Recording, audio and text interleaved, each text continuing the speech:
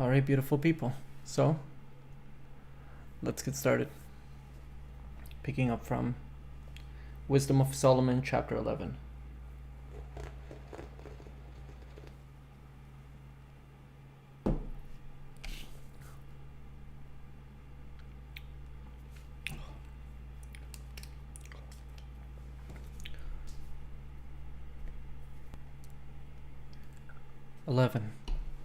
Wisdom in the wilderness. Wisdom prepared their works by the hand of a holy prophet. They traveled through an uninhabited desert and pitched their tents in impassable places. They held their ground in wars and defended themselves against their enemies. They thirsted and called upon you, and water was given them from a flinty rock, and a quenching of thirst from a hard stone. For through the things by which their enemies were punished, they themselves, when in need, had kindness shown to them. In place of a spring of an ever-flowing river, troubled and defiled with blood, in rebuke of the decree to slay the infants, you gave them abundant water unexpectedly, showing through their thirst at that time how you punished their enemies. For when they were tested, though they were disciplined in mercy, they learned how the ungodly were tormented when judged in wrath. For you tested them, admonishing them like a father, but you examined the ungodly like a severe king passing sentence. For you tested them, admonishing them like a father, but you examined the ungodly like a severe king passing sentence. Whether present or absent, they were likewise consumed. For twofold grief possessed them, and a groaning over the memory of all that happened. For when they heard that through their own punishments the holy people had kindness shown to them, they understood it was the Lord's doing. For they marveled at the outcome of the man they had cast out mockingly and exposed long before. For they did not thirst for godliness, as do the righteous.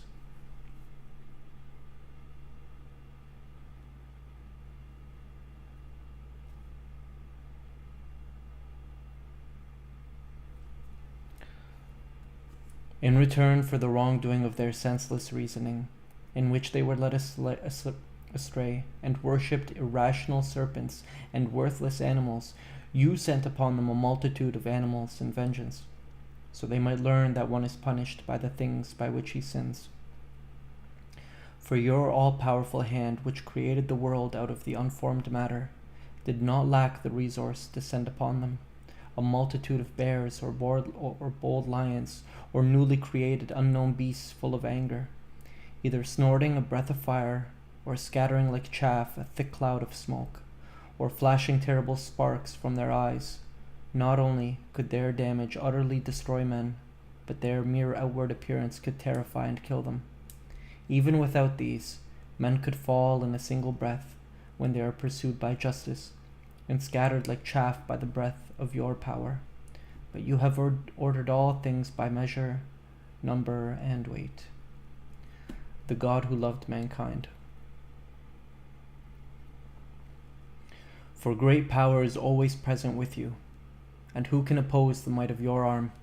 Because the entire world before you is like a small weight on scales, and like a drop of dew early in the morning that falls on the ground.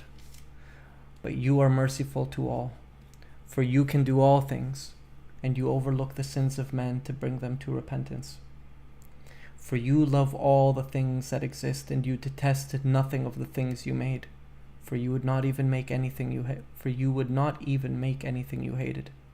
How could anything continue to exist unless you willed it? Or how could anything be preserved unless it was called into existence by you? You spare all things because they are yours, O Master who love human beings. 12. Stopping there for any comments or anything. No. 12. For your immortal spirit is in all things. For this reason you correct little by little those who fall away, and you remind and warn them of the sins they commit, so they may be freed from evil and believe in you, O Lord. The Canaanites' vice. For you hated the inhabitants of your holy land long ago, because they practiced very hateful works of sorcery and unholy rites. These unmerciful murderers of children, who ate sacrificial meals of human flesh and blood, these initiates, in the midst of an orgy, these parents and murderers of helpless children, you will to destroy by the hands of our fathers, that the land most precious of all to you might be a worthy colony of the servants of God. But even these you spared, since they were men, and sent wasps as forerunners of your army, that you might destroy them little by little. You were not powerless to give the ungodly to the righteous in regular battle, or to destroy them by terrible wild beasts, or by one severe word, but judging them little by little, you gave them a chance for repentance. For you were not unaware that their generation was evil, their vice implanted, and their reasoning would not change forever. For they were an accursed seed from the beginning. Nor did you give them amnesty for their sins, because you feared anyone. God, our King. For who will say, "What have you done?" Or who will oppose your judgment? Who will bring a charge against you for destroying the nations you made?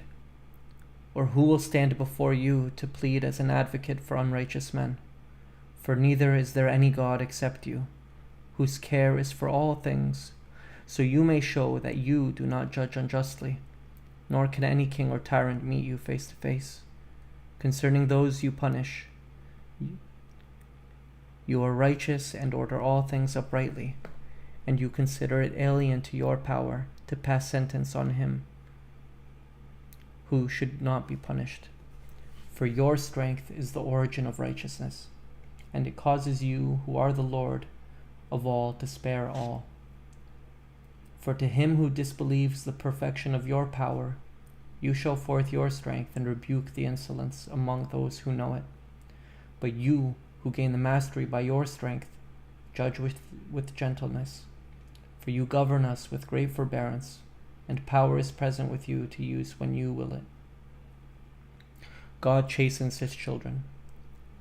Through such works you taught your people that the righteous man should love mankind, and you made your children hopeful by offering them repentance over their sins.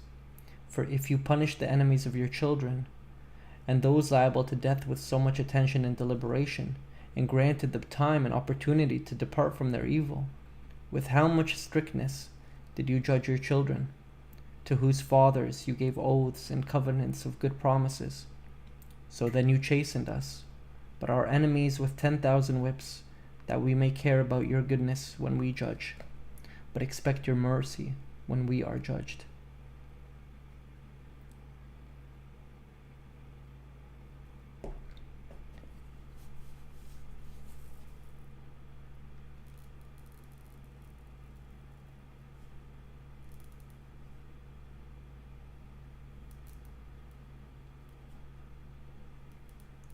And you made your children hopeful.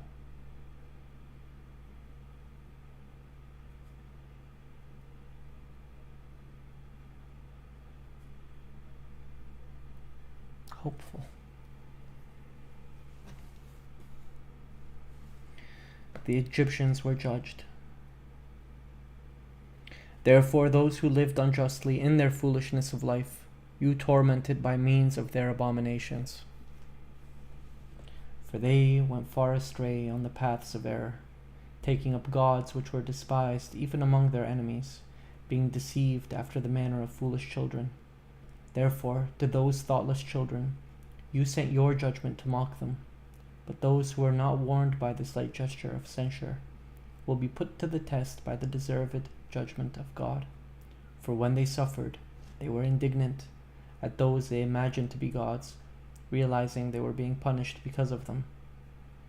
They also came to recognize the true God, whom they refused to know long ago. Therefore, the utmost of condemnation came upon them.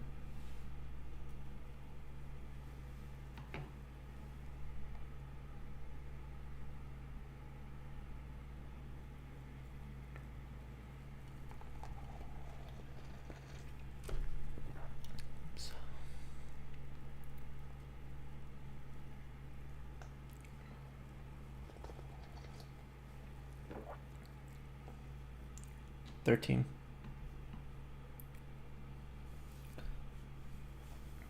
The futility of false gods. For all men, while ignorant of God, were useless in their condition. So from the good things that are seen, they were unable to know him who exists. Nor did they know the craftsman by paying attention to his works, but they supposed that the gods who rule the world were either fire or wind or swift air, or the circle of the stars, or violent water, or the luminaries of heaven. If, while delighting in their beauty, men assumed them to be gods, let them know how much better than these things is their Lord. For the Creator of beauty created them, and if they were amazed at their power and working, let them understand from them how much more powerful than these is he who made them. For the greatness and beauty of created things, the Creator is seen by analogy. Nevertheless, there is little reason for complaint against them, for perhaps they go astray while seeking God and wish to find him. For as they live among his works, they examine them closely and are persuaded by what they see, because the things they see are beautiful. However, they are not to be excused, for if they were able to know so much with their ability to investigate the world, how is it possible they did not quickly find the Lord of all these things? Beautiful. But they are miserable, and so are their hopes in dead things. Those who call gods the work of men's hands, gold, silver, and the practice of craftsmanship, and the likeness of animals, or a worthless stone of an ancient hand. But also, if some carpenter saws down an easily moved tree, and skillfully scrapes away all its bark, he then builds a useful vessel, beautifully made by his skill, for the service of the living, and uses up the cast-off pieces of his trade to prepare his food and be filled. But a cast-off piece from among them, useful for nothing, that grew up with the tree, crooked and full of knots, he takes and carves with care in his leisure, and forms it with intelligent skill, and models it with the likeness of a man, or he likens it to some worthless animal, and smears it with bright red paint, making its surface red, covering every blemish in it with paint. Then he makes a room fitting for it, and puts it on a wall, and fastens it with iron nails, that it may not fall. He takes care of it, knowing that it cannot help itself, for it is an image that has need of help. It's talking about the idolater.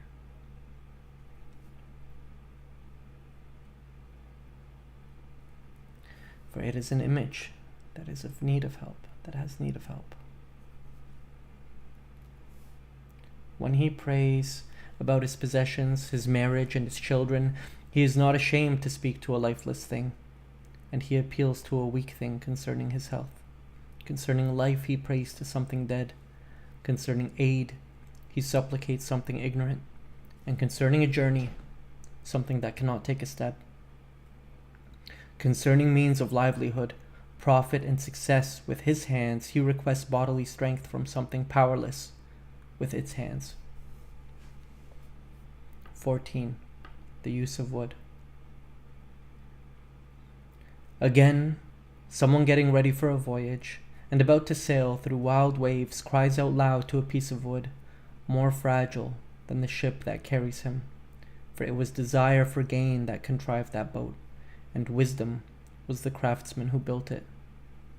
But your providence, O Father, governs its course, because you have given it a path in the sea, and a safe track in the waves, showing that you can save from every danger, and that even without skill, one may embark upon the sea. For you do not will that the works of your wisdom be useless. Therefore, men trust their lives even to the smallest piece of wood, and passing through the waves on a ship, they are brought safely through. For even in the beginning, when arrogant giants perished, the hope of the world took refuge in a boat, and piloted by your hand, it left to the world the seed of a family.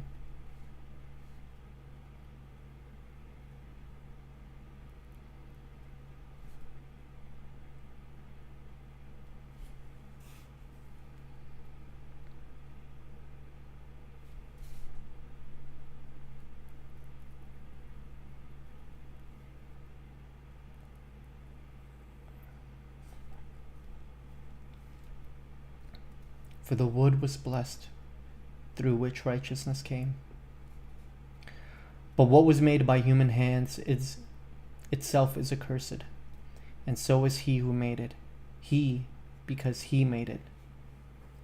And the perishable thing, because it was called God, for equally hateful to God are the ungodly man and his ungodliness. For what was done will be punished along with him who did it. Therefore, there shall also be a visitation upon the idols of the nations, because though the wood was part of God's creation, it was made into an abomination, and became a stumbling block for the souls of men, and a trap for the feet of fools. For the invention of idols was the beginning of fornication, and the conception of them the corruption of life. For neither were they from the beginning, nor shall they be forever. For by the vainglory of mankind they entered the world, and therefore their speedy end has been planned. For a father consumed with untimely grief, when his child was soon taken from him, made an image of the once dead human being, and honored him now as a god, and handed down to those under him secret mysteries and initiations. Then the ungodly custom, strengthened by time, was kept as a law.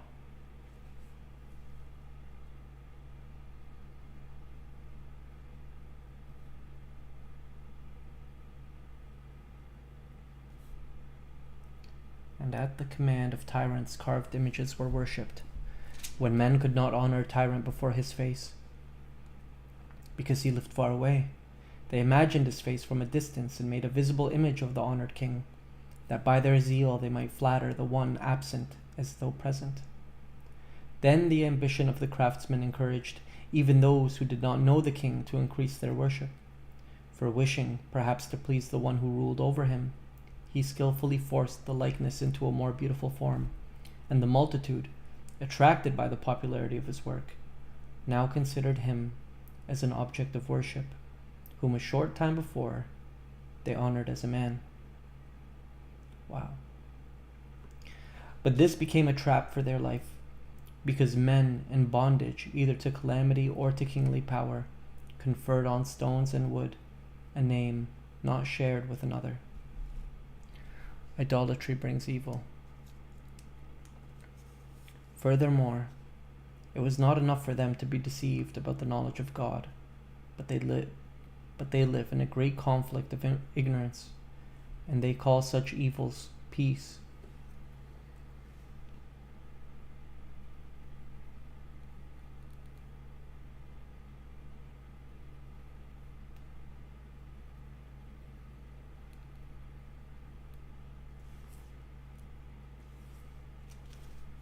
For they either hold child-murdering rites of initiation, or celebrate secret mysteries, or engage in the frantic revelry of special customs.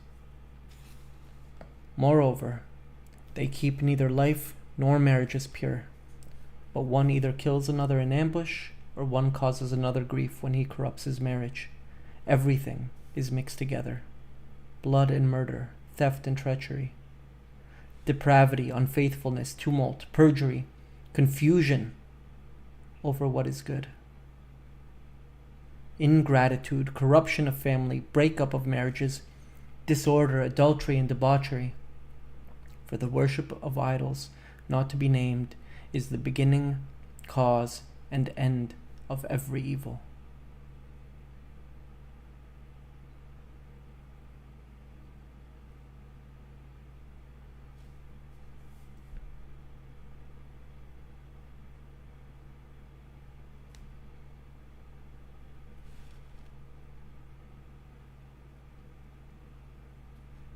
For either they are driven to a frenzy in their celebrations, or prophesy lies, or live unrighteously, or readily swear falsely. For since they trust in lifeless idols, they swear with wrong motives, and expect to suffer no harm. But justice will catch up with them on 2 counts, because they thought wrongly about God in their devotion to idols, and by treating holiness with contempt, they swore unjustly in deceit. For it is not the power of making oaths, but the punishment of those who sin, that always prosecutes the transgression of the unrighteous.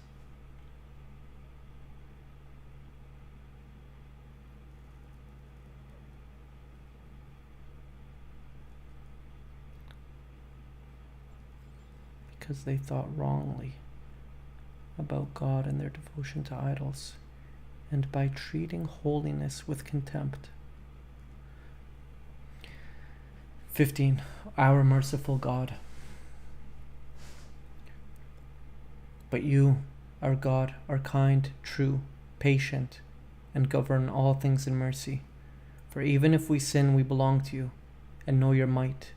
But we will not sin, because we know that we are counted as belonging to you. For to know you is complete righteousness, and to know your might is the root of immortality. For neither have the evil practices of human arts deceived us, nor a form stained with diverse colors. The barren labor of painting, whose appearance creates a desire in fools, that longs for the lifeless form of a dead image. Lovers of evil things and fit for such objects of hope are those who either make or desire or worship them. Idols of clay.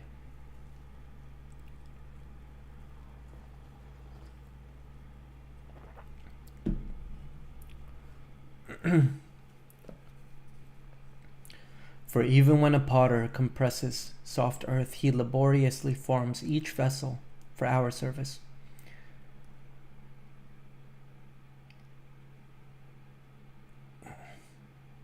But he models from the same clay both vessels that serve clean uses and likewise those to the contrary. But what will be the function of one or the other is the decision of the craftsman. So working evil, he forms a worthless god from the same clay, he who a little while before was made from the earth, and in a short while returns to the earth from which he was taken, when the soul that was loaned to him is demanded in return at death. That phrasing is amazing. When the soul that was loaned to him is demanded in return at death, but he is not concerned that he is about to be sick, or that his life will be ended shortly. So he competes with goldsmiths and melters of silver, and imitates bronze workers, and he considers it a glory that he forms false gods.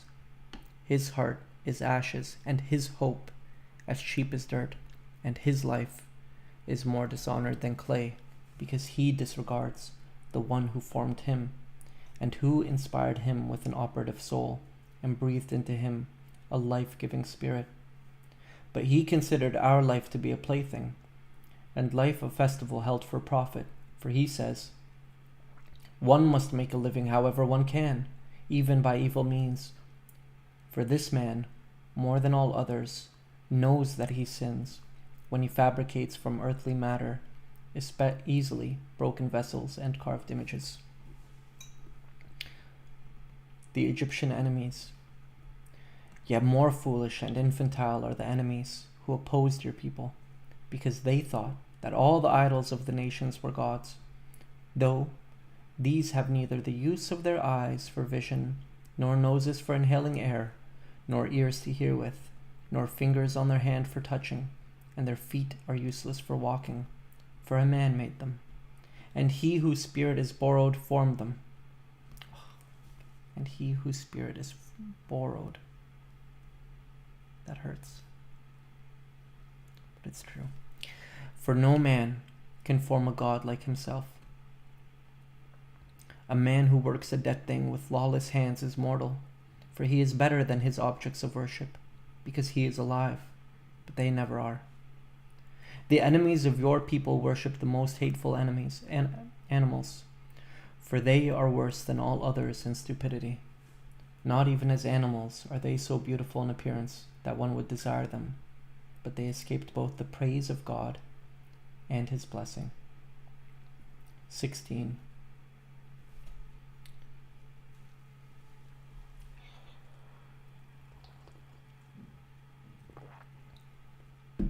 Therefore, they were worthily punished through creatures like these, and were tormented through a multitude of wild animals.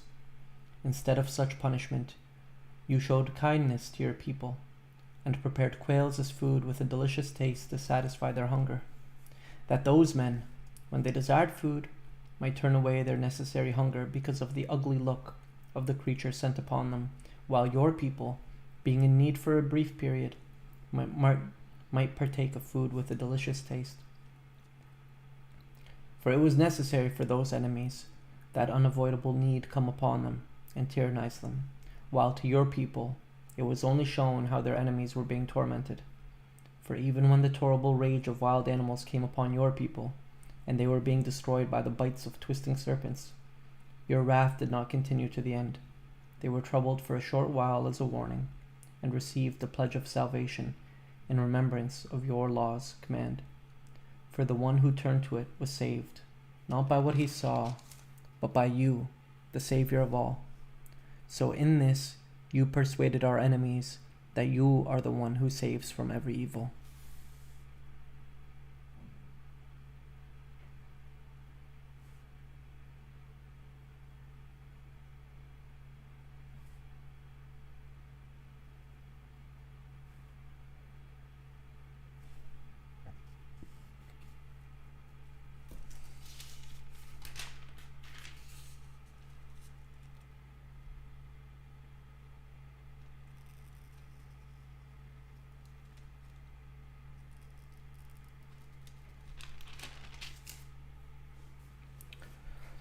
For the bites of locusts and flies killed them, and no healing was found for their life, because they deserved to be punished by such things. But the teeth of poisonous serpents did not overcome your children, for your mercy came to their aid and healed them. For they were goaded to remind them of your oracles, and were quickly saved, lest they should fall into deep forgetfulness, and be continually unmindful of your kindness. For neither herb nor medicinal plaster healed them, but it was your word, O Lord, which heals all men. For you have authority over life and death, and bring men down to the gates of Hades, and lead them back again. A man in his malice kills another, but he cannot bring back a departed spirit, nor return a soul that is taken. But he cannot bring back a departed spirit, nor return a soul that is taken. God judges Egypt. To escape from your hand is impossible, for the ungodly who refused to know you were flogged by the stretch of your arm. They were pursued by rains, hail, and thunderstorms, and consumed by fire. For the fire, very contrary to expectation, was more effective in the water, which extinguishes everything. For the world is a defender of the righteous, for at one time the flame was subdued, that it might not burn up the creature sent against the ungodly. But seeing this, they might know that they were struck by the judgment of God. And at another time, even under water, the flame burned more intensely than fire, to destroy the harvest of the unrighteous land. Bread from heaven for Israel. Instead of these things, you fed your people the food of angels, and without their labor you provided them, and without their labor you provided them.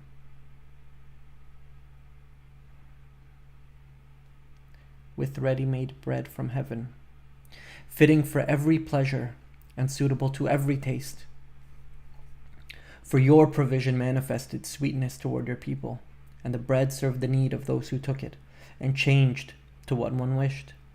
Snow and ice endured fire without melting, so they might know that fire destroyed the harvest of their enemies.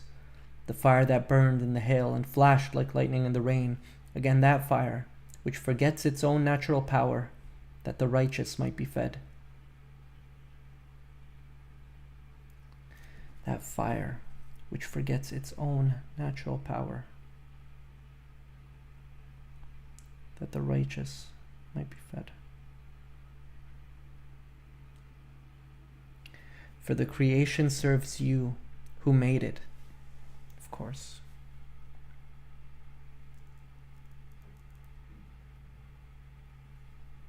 And increases its intensity to punish the unrighteous, but in kindness relaxes itself on behalf of those who trust in you. Therefore, also at that time, it explored as though in a mine your all-nourishing bounty, and served the will of those who supplicated you, that your children, whom you loved, O Lord, might learn that it is not the production of crops that feeds men, but your word that maintains those who believe in you. For what was not destroyed by fire was melted when simply warmed by a small ray of the sun, to make it known that one must get up before sunrise to give you thanks.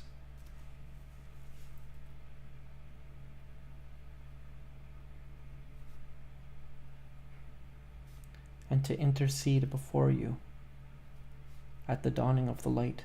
For the hope of an unthankful man will melt away like the wintry frost,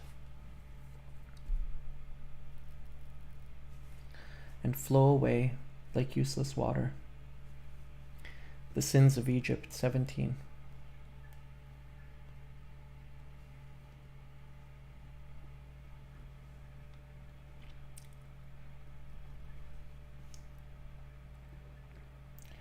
Great are your judgments and hard to explain.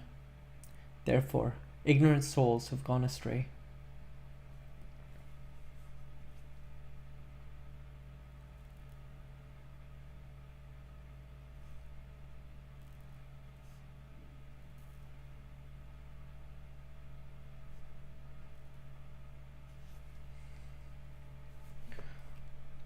For when lawless men thought they exercised power over your holy nation, they themselves were prisoners of darkness and long night. Shut in under their roofs, exiles from eternal providence. For when they thought they escaped notice, with their secret sins behind a curtain of forgetfulness, they were scattered and in a terrible state of shock, and thrown into confusion by apparitions. For not even the inmost part of the house that held them protected them from fear, but troubling noises surrounded all around them, and gloomy apparitions with downcast faces appeared to them.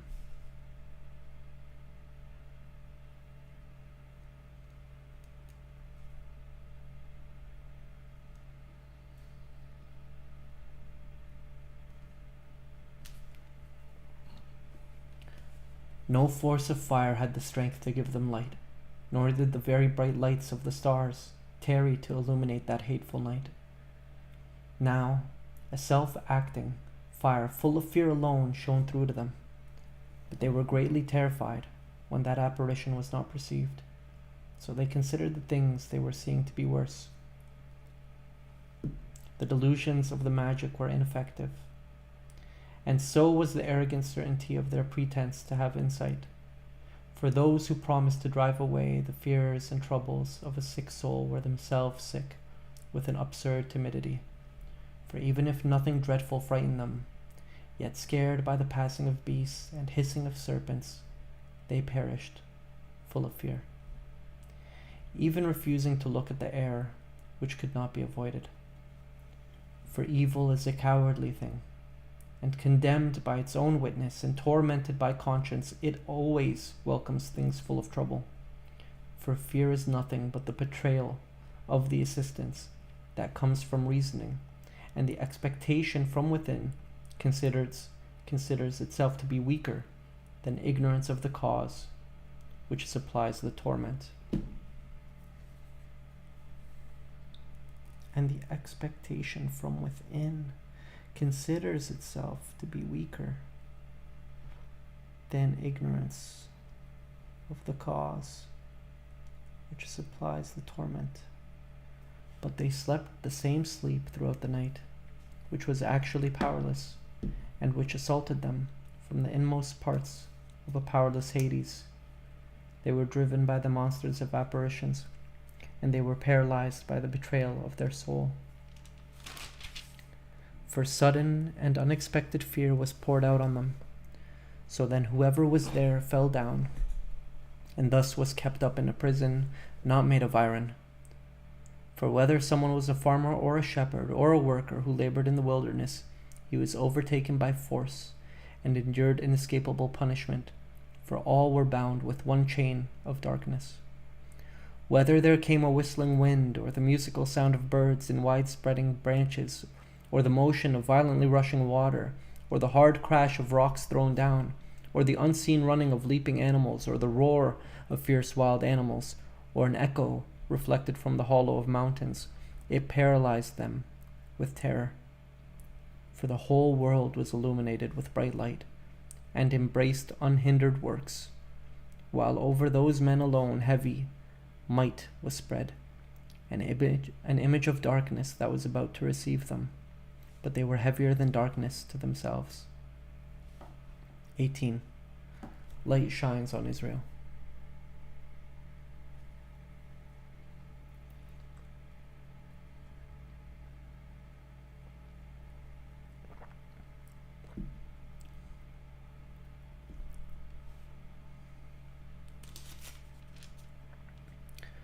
But for your holy ones there was a very great light.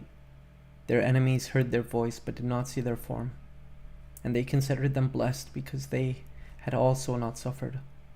For your holy ones did not harm those who previously wronged them, so they were thankful and begged for grace, for being at variance with them. Therefore, you provided a flaming pillar of fire as a guide for their unknown journey, and a harmless sun for their glorious exile. For their enemies deserve to be deprived of light, and imprisoned in darkness, those who imprisoned your children, through whom the incorruptible light of the law was to be given to the world. Death visits Egypt. When they resolved to kill the babes of your holy ones, and one child was exposed and rescued, you took away as a rebuke a multitude of their children, and you destroyed them together in the violent water. That night was made known beforehand to our fathers, so they might rejoice with sure knowledge in the oaths they trusted. The salvation of the righteous and the destruction of enemies were expected by your people, for you punished our enemies with the same means by which you called and glorified us. For in secret, the holy children of God, or the holy children of good people offered sacrifices, and in harmony with the divine law made a covenant that the saints would share alike in good things and in dangers, and already they were singing the praises of their fathers.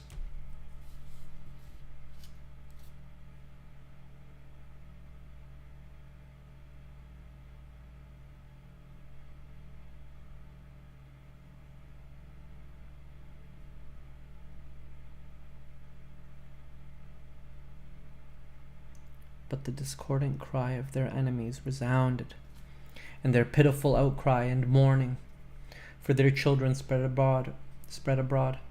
The servant was punished with the same penalty as the master, and the common man suffered the same thing as the king. They, altogether by the one name of death, had innumerable dead persons, for there were not enough living even to bury them, because in one critical moment their valued children were destroyed. For they disbelieved everything because of their sorceries. But at the destruction of their firstborn, they acknowledged the people to be God's son. For while gentle silence embraced everything, and night at its own speed was half over, your all-powerful word leaped from heaven, from the royal throne, into the midst of a doomed land, a relentless warrior carrying the sharp sword of your irrevocable command, and he stood and filled all things with death, and touched heaven while standing on earth.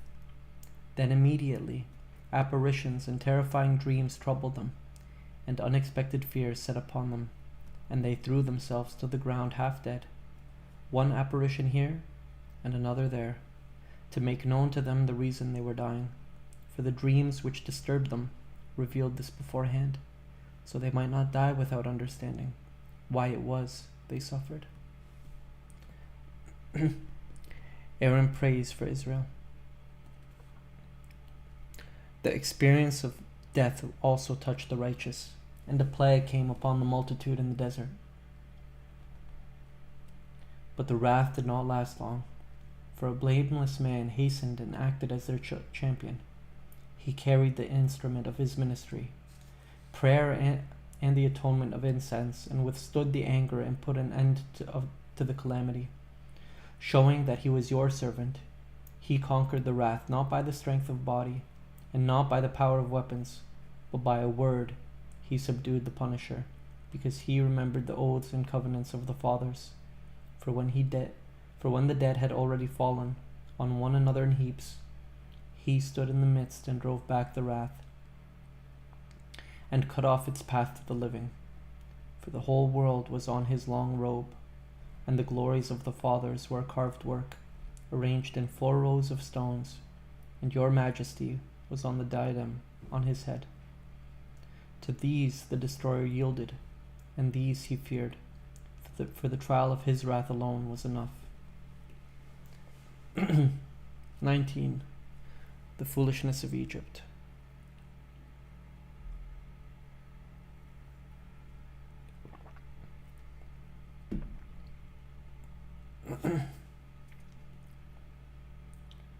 But unmerciful anger came upon the ungodly to the end. For God knew of them and their future beforehand, that they would allow your people to depart, and eagerly send them forth.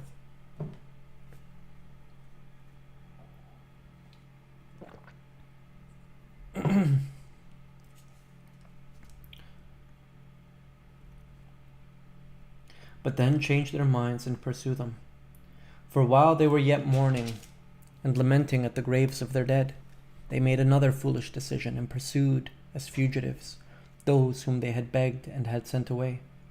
For a deserved destiny drew them to this end, and made them forget what had happened, so they might fill up with the punishment which was lacking in their torments, and that your people might attempt an incredible journey, but that they themselves might come upon a strange death.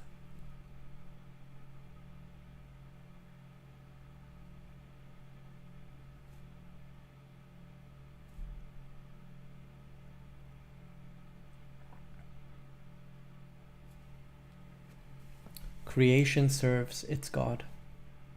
For the whole creation in its kind was fashioned again from above to serve your commands, that your servants might be kept unharmed.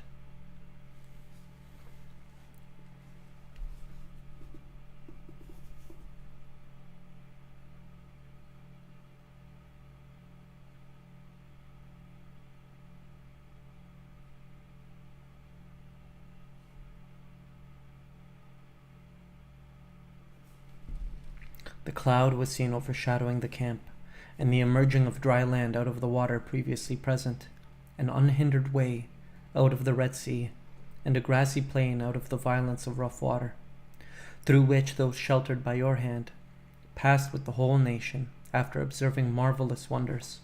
For they grazed like horses, and leaped about like lambs, praising you, O Lord, who saved them. For they still remembered their sojourn in a foreign land, how instead of the birth of animals the land brought forth small flies, and instead of things living in water the river vomited forth a multitude of frogs. Afterwards they also saw a new kind of birds, when led by their passion they requested meats for self-indulgence. For their relief quails came up from the sea. The punishment of Egypt. The punishments did not come upon the sinners without previous signs in the violence of thunder, and they suffered justly because of their own evils. For they practiced a very bitter hatred of strangers. Others did not welcome those unknown to them when they arrived, but these enslaved foreign benefactors. And not only this, but there shall be a certain visitation, because they received foreigners hatefully. For after receiving them with festivals, they mistreated with terrible sufferings those who had already shared the same rights. They were also stricken with blindness, like those at the doors of the righteous man. When clothed in darkness, each sought the way through his own doors. God dwells in his people. For the elements combined among themselves in different ways which can be accurately conjectured from the sight of what took place, as on a harp the sounds of the rhythm differ in expression, while always remaining the same in sound. For land animals were changed into water creatures, and creatures that swim crossed over to the land. In water, fire prevailed with its own power, and water forgot its quenching properties. Flames, on the contrary, did not consume the flesh of perishable animals that walked among them, nor was the species of immortal food capable of being melted like easily melted ice. For in everything, O Lord, you have exalted and glorified your people, and have not neglected to be present with them in every time and place. And that's the wisdom of Solomon.